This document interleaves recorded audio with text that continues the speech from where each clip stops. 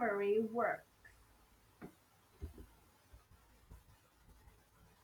A quick experiment. Let's do an experiment. Pay attention to what's going around you for just a moment. What can you see, touch, taste, smell, and hear? After you paid attention to your senses, did you notice anything different? You probably did. That because our brains are always receive information from our senses. There is so much information though that we can't possibly pay attention to all of it. Indeed, we only remember a very small amount of the information around us. How does memory work? Scientists have some idea, but many more questions remain. Types of memory.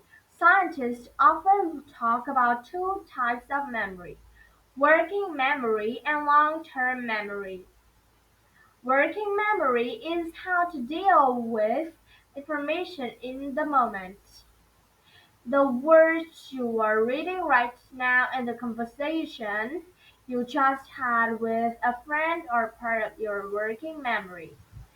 So, is the music you were listening to on the way to school? We use our working memory most of the time. Short-term memories make up our working memory, which also includes something called ex- executive attention. This is the process of how our brains filter information into short-term memory. Think about the experiment at the beginning of this book. Even when we are sitting quietly, our brains can't handle all the information we receive. Our brain ignores most of the information around us to keep from overloading. The information we do keep in our minds at any one times make up your short-term memory. Most of us can only hold around 3 to 4 thoughts in our short-term memory at once. For example, you might be listening to your teacher and scratching an itch on your arm at the same time. You might think about a few other ideas. Then someone sneezes loudly. What happens? Your attention turns to the person who sneezed. Information only stays in our short-term memory for a few seconds. Once our executive attention gets to work and we start paying attention to something, things change. Our executive attention makes sure that unimportant information doesn't erupt the things that we are on. It also makes sure we pay attention to other important things, such as a sneeze. Your brain may think any loud, sudden noise means danger. If we don't give information attention, it leaves our memory. The more we pay attention to something, the better chance we have to remember it. Long-term memories function differently from working memory. They remain in our minds even when we're not thinking about them. Scientists think information has gone through 3 steps to become a long-term memory. First, we learn something, then we store it, later we retrieve it. We can bring back long-term memory when we need it. For example, think about your birthday. The date probably came to your mind before you even finished reading the sentence. Maybe other memories, such such as your birthday parties, also came to mind. You might even thought about your family, but because our brains connect different pieces of related information. Memory and the brain. Our brains do not process and store memory in a single area. In fact, we often use many parts of our brain to make and keep memories. New technology lets scientists see what part of the brain become active when we use different kinds of memory. Hippocampus is an important part of our brain concerning memory. We have two hippocampi, one on each side of their brains.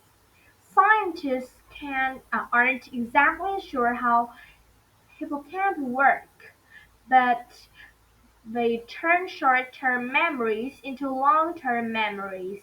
They also help us retrieve long-term memories. Other parts of our brain become active with muscle memory. We form muscle memory when we repeat a movement over and over again. Eventually, we don't even have to think about how to do the movement, we just do it. Another part of our brain connects feeling to memory. Strong feelings such as happiness, sadness, or pride can make memories last longer. We help make memories clearer. While people remember a happy memory, they often recall painful or sad memory more clearly, especially ones they'd rather forget. Improving memory. Information enter our long-term memory in a few different ways. One way is to repeat something over time. The more you experience something, the better you remember it. It's also true that longer the period of time over which you repeat something, the better you will remember.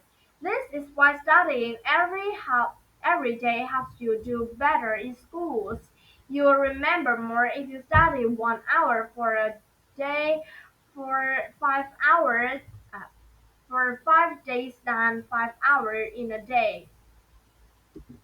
one day. You can also learn by using mnemonic devices that help you remember information. They connect new information to information al- you already know that is easy to remember. One example is never eat soggy waffles. People use this sentence to remember the names in order for major directions. The first letter of each word is the same as the first letter of north, south, east, and west. You still need to repeat mnemonic devices over and over to remember the connection. However, they help you remember more with less work. Give it a try.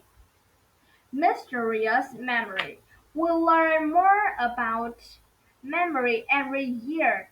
New technology helps scientists study our brain in action. Yet, scientists still don't really know that memories are how they are made. They also don't know how memories move from our working memory to our long-term memory. How we retrieve them is also a mystery. Scientists have idea about how memory works, but it could be many years before we have clear answers of these mysteries. Whoever discovers how memory works will be remembered far into the future. Could it be you?